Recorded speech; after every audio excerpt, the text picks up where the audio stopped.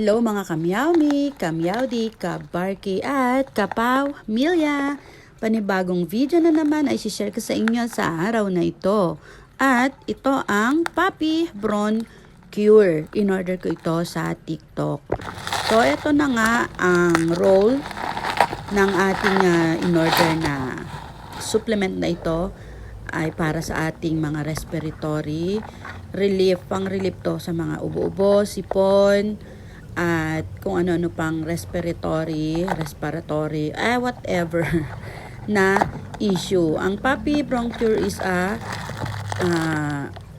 combination of fermented herbs of oregano and sambong that helps control and relieves colds, cough, and other respiratory problem of dogs, cats, and other pets.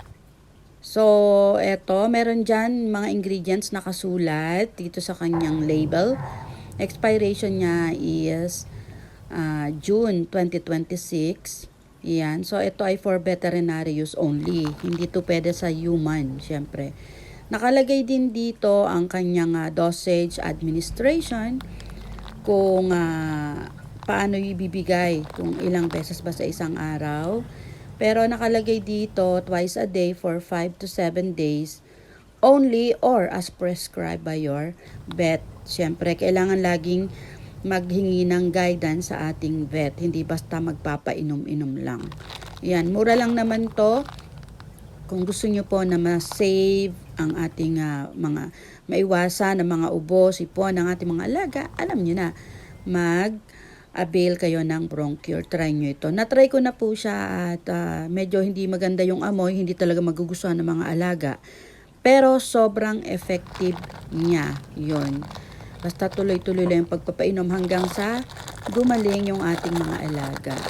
So, eto nga pala, may kasama siyang dropper sa loob ng box. Ngayon, dahil na-unbox na nga natin, yan yung kanyang dropper. So, kukuha ka lang dyan. Kailangan proper dosage talaga ibibigay natin. Gawa nga pala to ng Vetmate. Yan, Pharma Corporation, Quezon City.